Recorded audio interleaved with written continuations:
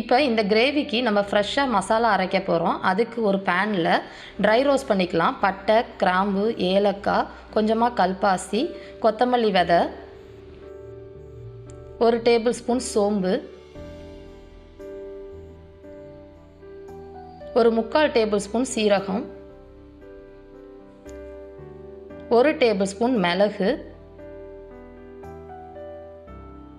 1 table spoon கசகசா, ஒரு 5 வரமிளகா, கலருக்காக ஒரு 4 நான் காஷ்மீரி சில்லி ஆட் பண்ணியிருக்கேன்.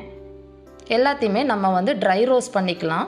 ரொம்ப கருக்கிடாமல் பார்த்துக்கோங்க. இதை நம்ம மீடியம் ஃப்ளேம்லே நல்லா வாசனை வர அளவுக்கு வறுத்துக்கலாம். அதோட கொஞ்சமாக கருவேப்பிலையும் சேர்த்து வறுத்துக்கிட்டிங்க அப்படின்னா நல்ல ஒரு ஃப்ளேவர் கிடைக்கும். தீயை அதிகமாக வச்சு வறுத்தீங்க அப்படின்னா கருகிடும். அதனால் மீடியம் ஃப்ளேம்லேயே வச்சு நல்லா வறுத்து இந்த மாதிரி நல்லா வறுத்து எடுத்துக்கலாம். நல்ல ஒரு வாசமும் வர ஆரம்பிச்சிருச்சு. இதை நம்ம வேறு தட்டில் மாற்றிட்டு இதை ஆற வச்சுட்டு மிக்சியில் கொஞ்சமாக தண்ணி ஊற்றி பேஸ்ட் மாதிரி அரைச்சிக்கலாம். இப்போ அதே பேன்லேயே நான் கொஞ்சம் நல்லெண்ணெய் ஊற்றிக்கிறேன். நீங்கள் நல்லெண்ணெய் பிடிக்கல அப்படின்னா வேறு குக்கிங் ஆயில் கூட சேர்த்துக்கலாம். பட் நல்லெண்ணெய் இதுக்கு ரொம்பவே நல்லாயிருக்கும். இதில் நான் தாளிக்கிறதுக்கு கருவேப்பிலையும் வரமிளகாவும் போட்டு தாளிக்க போகிறேன். அது கொஞ்சம் நேரம் பொரியிற அளவுக்கு வெயிட் பண்ணலாம். இப்போ நல்லா பொரிஞ்சிருச்சு. இப்போ நம்ம கட் பண்ணி வச்சுருக்க வெங்காயத்தையும் ஆட் பண்ணிவிட்டு கொஞ்சம் சாஃப்டாக ஆகிற அளவுக்கு நல்லா வதக்கிக்கலாம். கொஞ்சம் உப்பு போட்டு வதக்குனீங்க அப்படின்னா சீக்கிரமாக வதங்கிடும். இந்த மாதிரி மண் சட்டியில் செய்கிறப்ப ஒரு நல்ல ஒரு வாசனையும் கிடைக்கும். மண் சட்டி இருந்தால் அந்த மாதிரி யூஸ் பண்ணிக்கோங்க. அப்படி இல்லை அப்படின்னா நம்மக்கிட்ட இருக்கிற பேனை வச்சே செஞ்சுக்கலாம். மண் சட்டியை பொறுத்த வரைக்கும் நீங்கள் ஒன்ஸ் சூடாயிடுச்சு அப்படின்னா நம்ம செய்கிற டிஷ்ஷு சீக்கிரமாக குயிக்காக சீக்கிரம் வெந்துடும். இப்போ பார்த்தீங்கன்னா அந்த வெங்காயம் நல்லா வதங்கிடுச்சு. இதோடையே நம்ம இஞ்சி பூண்டு பேஸ்ட்டையும் போட்டு அந்த பச்சை வாசனை போகிற அளவுக்கு நல்லா வதக்கிடலாம். நம்ம வதக்கிட்டே இருக்கப்போ பார்த்தீங்கன்னா வெங்காயத்தையும் கொஞ்சம் கோல்டன் கலர் ப்ரௌன் ஆகிற அளவுக்கு நல்லா வதக்கிடுங்க. இப்போ பார்த்தீங்கன்னா நம்ம எல்லா போட்டிருக்க சாமான்லாம் வதங்கிடுச்சு. அதோட இப்போ நம்ம கட் பண்ணி வச்சுருக்க தக்காளியும் சேர்த்து நல்லா வதக்கிடலாம். தக்காளி நல்லா சாஃப்டாக ஆகி நல்லா முஷியாக ஆகிற அளவுக்கு நல்லா வதக்கிக்கோங்க. இந்த ஸ்டேஜ்லேயே நம்ம உப்பையும் மஞ்சத்தூளையும் போட்டு நல்லா வதக்கணும். அப்படின்னா உப்பு தக்காளியை சீக்கிரமாக வதக்கிடும். மஞ்சத்தூள் அந்த ஒரு மாதிரி வாசனை பச்சை வாசனை போக ஆரம்பிச்சிடும். ஆனால் அதையும் சேர்த்து போட்டு நம்ம வதக்கிடலாம்.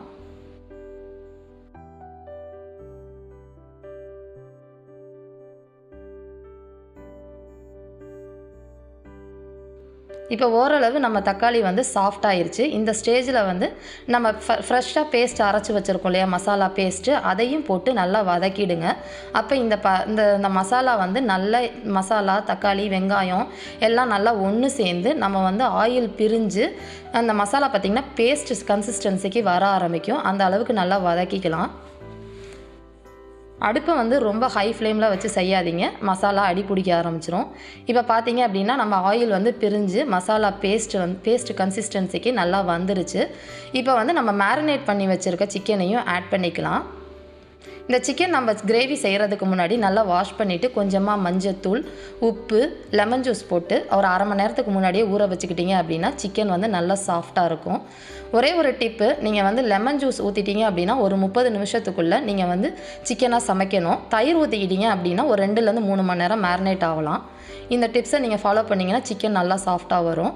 இன்னொன்று பார்த்தீங்கன்னா நான் இன்றைக்கி போன்லெஸ் சிக்கன் தான் எடுத்திருக்கேன்.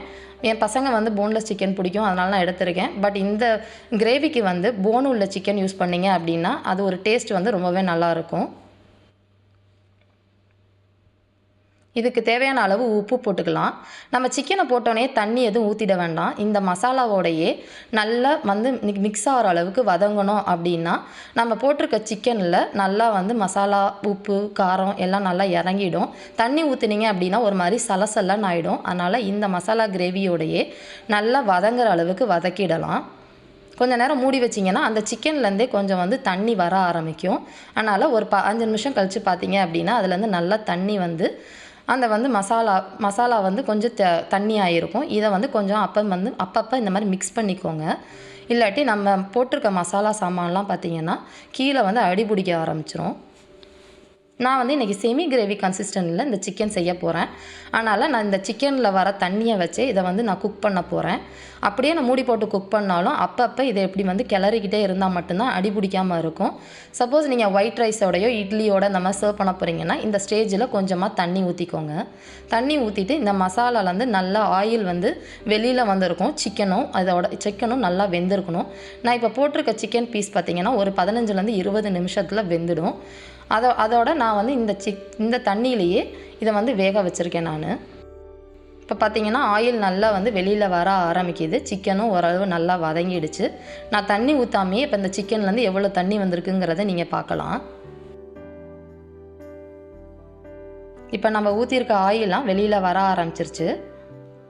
நான் வந்து இன்னும் கொஞ்சம் திக்காகணும் அப்படிங்கிறனால நான் மூடி போட்டு வேக வைக்காமல் ஓப்பன் பண்ணி வேக வச்சுருக்கேன். இந்த ஸ்டேஜில் கொஞ்சமாக தேங்காய் பால் வந்து ஆட் பண்ணிக்கிட்டோம் அப்படின்னா டேஸ்ட் வந்து ரொம்ப நல்லா இருக்கும். சப்போஸ் உங்களுக்கு தேங்காய் பால் பிடிக்கல அப்படின்னா கொஞ்சம் முந்திரி பருப்பு பால் எடுத்து ஊற்றுனீங்கன்னா இன்னும் நல்லா ரிச்சாகவே இருக்கும்.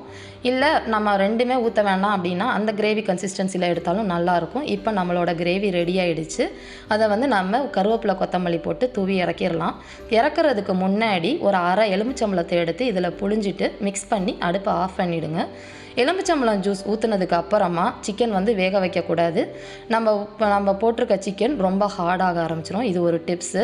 ஸோ லெமன் ஜூஸ் ஊற்றின கொஞ்சம் நேரத்துலேயே நம்ம வந்து ஆஃப் பண்ணிடணும். அதே மாதிரி தேங்காய் பால் ஊற்றுனதுக்கப்புறமும் ரொம்ப நேரம் கிரேவியை கொதிக்க வைக்க வேண்டாம்.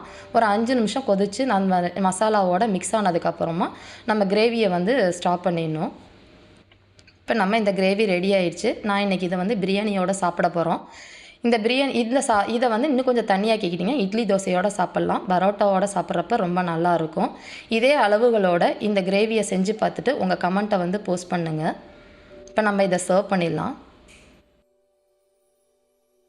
இந்த ஒரு சின்ன சின்ன டிப்ஸ்லாம் நீங்கள் ஃபாலோ பண்ணீங்க அப்படின்னா சிக்கனும் சாஃப்டாக இருக்கும், கிரேவியும் வந்து ரொம்ப நல்லாயிருக்கும். இந்த வீடியோ பிடிச்சிருந்துச்சு அப்படின்னா லைக் பண்ணுங்கள், ஷேர் பண்ணுங்கள், மறக்காமல் எங்கள் சேனலை சப்ஸ்கிரைப் பண்ணுங்கள். தேங்க்ஸ் ஃபார் வாட்சிங்.